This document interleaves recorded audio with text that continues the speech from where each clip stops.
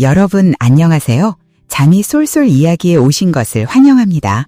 오늘 영상에서는 미국을 전동시킨 한 사건의 시작을 함께 따라가 보려고 합니다.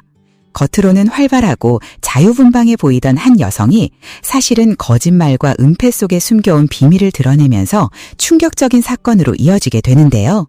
영상 끝까지 시청해 주시면 뒤에 더 놀라운 전개들이 기다리고 있으니 꼭 함께 해주세요. 주인공 K씨는 말재주가 뛰어나고 타인을 쉽게 속일 수 있는 타고난 거짓말쟁이였습니다.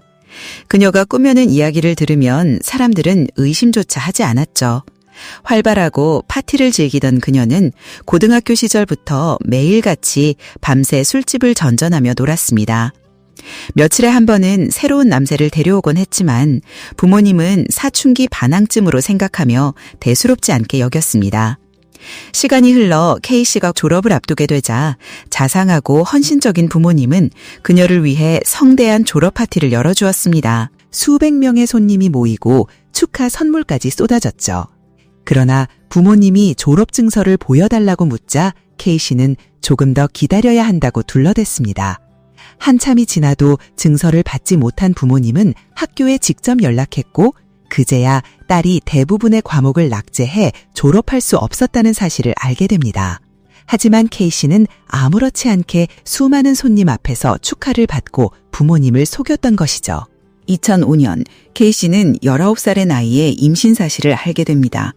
처음에는 아이를 포기하려 했지만 이미 너무 늦어 방법이 없었습니다. 그녀는 복대를 착용하고 헐렁한 옷을 입으며 임신 사실을 숨겼지만 7개월이 지나자 결국 드러나고 말았습니다. 부모님이 강하게 반대하며 아이를 키우라고 설득했지만 K씨는 아이를 두고 싶지 않다며 완강히 버텼습니다.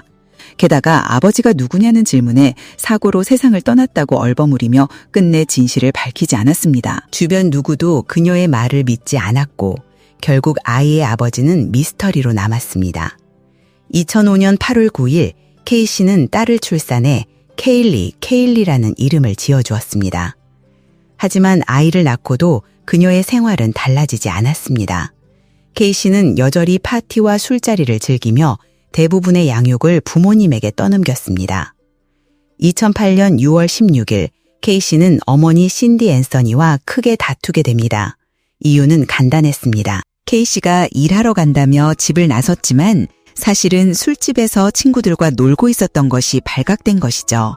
결국 그녀는 부모님의 돈과 차까지 훔쳐 집을 떠났습니다. 한 달 뒤 부모님은 경찰로부터 연락을 받습니다. 딸이 몰던 차가 외지의 주차장에서 방치돼 견인되었다는 소식이었습니다. 차를 찾아간 부모는 끔찍한 충격에 휩싸입니다. 차 안에서 설명하기 힘든 강한 부패 냄새가 풍겨나왔던 겁니다. 급히 K씨에게 연락한 부모는 마침내 그녀를 찾아냈습니다. 그러나 K씨는 계속해서 핑계를 대며 딸을 보여주지 않았습니다. 아이가 자고 있다거나 보모가 데리고 갔다는 식이었죠. 의심이 커진 어머니가 끝내 다그치자 K씨는 믿기 힘든 말을 꺼냅니다. 딸 케일리가 이미 한 달 전 유괴되었다는 것이었습니다. 경찰의 조사가 시작되자 K씨는 보모의 이름을 제나이다 페르난데스 곤잘레스라고 밝혔습니다. 그녀는 또 자신이 일하던 곳의 동료 제프 홉킨스를 통해 제나이다를 알게 되었다고 진술했죠. 그러나 수사가 진행되면서 모든 것이 거짓임이 드러납니다. 제프는 단지 중학교 동창일 뿐 아이도 없었고 K씨와 함께 일한 적도 없었습니다. 보모 제나이다 역시 존재하지 않는 인물이었던 것입니다. 이렇게 K씨의 끝없는 거짓말은 결국 더욱 큰 비극을 불러오게 되는데요. 2008년 12월 11일 케일리 양의 시신은 케일리의 집에서 반마일 떨어진 외딴 숲속 자루 안에서 발견되었습니다. 시신은 거의 부패했지만 두개골에는 코, 입, 턱 주위에 테이프가 감겨 있었습니다. 부검 결과 사인은 살해였습니다. K씨는 딸이 실종되었을 때 경찰에 신고하지 않았습니다. 경찰에 신고한 사람은 K씨가 아닌 그녀의 어머니 신디 앤서니였습니다. 이 세상에 3살짜리 아이가 31달 동안 실종되었는데 경찰에 전화 한 통 하지 않고 도움을 청하지 않는 엄마는 없을 것입니다. 평범한 엄마라면 발을 동동 구르며 아이를 찾기 위해 모든 방법을 동원했을 것입니다. 하지만 K씨는 어깨를 으쓱하며 자신이 직접 해결할 수 있을 거라고 생각했기 때문에 경찰에 신고하지 않았다고 변명했습니다. 마치 재킷을 잃어버린 것처럼 무심한 목소리였습니다. 3살짜리 딸이 실종된 동안 K씨는 아무에게도 말하지 않았고 아이를 찾으려는 노력도 하지 않았습니다. 그녀는 밤새 클럽에서 파티를 즐겼고 환하게 웃는 사진을 페이스북에 올렸습니다. 2008년 7월 3일 케일리가 실종된 직후 그녀는 왼쪽 어깨에 아름다운 삶이라는 의미의 벨라비스타라는 문신을 새기기로 결정했습니다. 문신 시술자 바비 윌리엄스는 당시 K씨가 매우 즐겁고 들떠 보였다고 말했습니다. 여러분은 평범한 엄마가 아이를 잃고도 이렇게 할 수 있다고 상상할 수 있나요? 2008년 6월 21일 케일리가 실종된 다음 날 K씨의 일기장에는 이렇게 쓰여 있었습니다. 나는 후회하지 않는다. 단지 조금 걱정될 뿐이다. 나는 내 결정을 전적으로 신뢰한다. 나는 내가 옳은 결정을 내렸다는 것을 안다. 나는 내가 원하는 것을 무조건 얻어야 한다. 이것은 내가 오랫동안 경험한 가장 행복한 시간이다. 평범한 엄마가 아이를 잃고 이런 말을 쓸 수 있을까요? 그녀는 케일리의 실종을 얼버무리고 경찰에게 거짓말을 하기 위해 온갖 이야기를 지어냈습니다. 그녀는 아이를 위해 베이비시터를 고용한 적이 없었습니다. 그녀는 거짓말을 했다고 인정했지만 딸에게 무슨 일이 일어났는지 모른다고 계속 주장했습니다. 911 통화를 들어보면 신기 할머니가 손녀에 대해 극도로 당황하고 걱정하고 있다는 것을 알 수 있습니다. 반면 K씨는 매우 무심하고 감정 없는 목소리였습니다. 그녀는 분명히 경찰이 이 일에 개입하는 것을 원하지 않았습니다. K씨를 신문하는 과정에서 그녀는 한 번도 걱정하거나 슬퍼하는 모습을 보이지 않았습니다.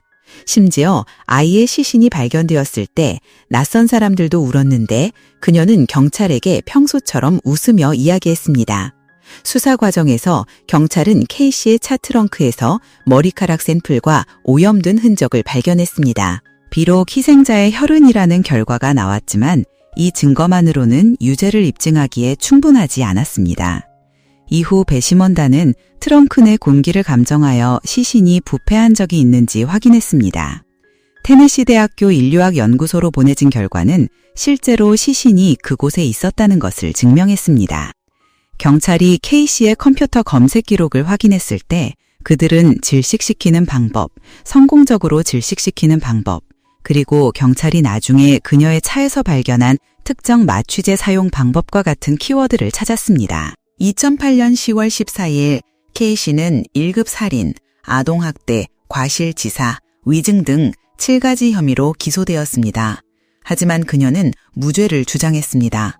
2009년 4월 검찰은 K씨에게 사형을 구형할 예정이라고 발표했습니다.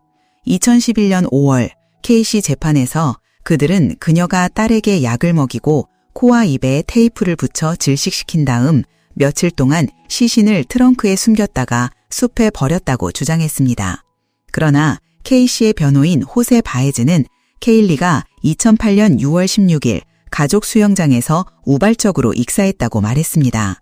바에즈는 K씨의 아버지 조지 앤서니가 그녀가 시신을 숨기는 것을 도왔다고 덧붙였습니다.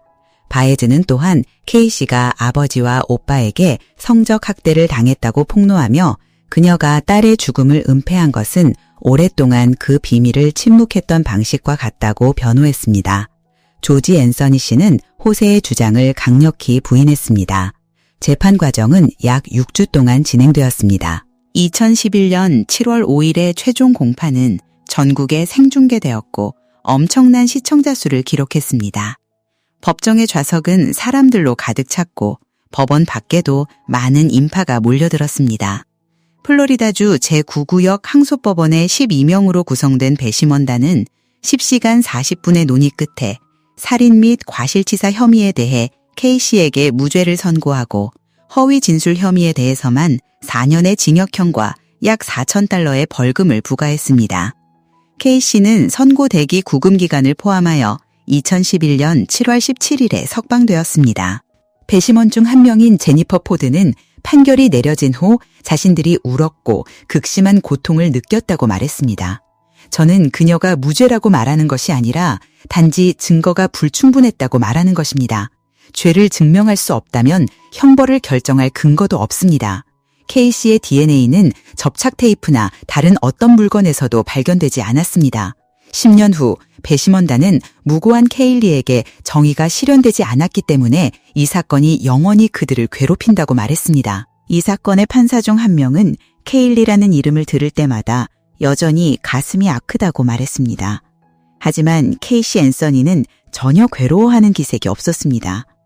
그녀는 대중의 관심을 이용하여 자신을 스타로 만들었고 여러 인터뷰에 참여하여 남들이 어떻게 생각하든 상관없다. 나는 여전히 잘 살고 있고 매일 밤 숙면을 취한다고 말했습니다. 이 사건은 저를 포함한 대부분의 사람들에게 가장 큰 분노를 안겨주었으며 저는 K씨가 유죄라고 확신합니다. 그녀가 아무런 처벌도 받지 않고 버젓이 당당하게 살고 있다는 사실이 정말 견딜 수 없습니다. K씨는 비록 감옥에서 벗어났지만 저는 그녀가 결코 세상 사람들의 심판에서 벗어날 수 없을 것이라고 믿습니다. 정의가 항상 실현되는 것은 아니지만 이 세상에서 인과응보의 법칙에서 벗어날 수 있는 사람은 아무도 없습니다. 이 영상이 유익하다고 생각하셨다면 좋아요를 누르고 잠이 쏠쏠 이야기에 구독하고 친구들과 공유해주세요. 그리고 여러분의 생각을 댓글로 남겨주세요. 다음 영상에서 또 만나요.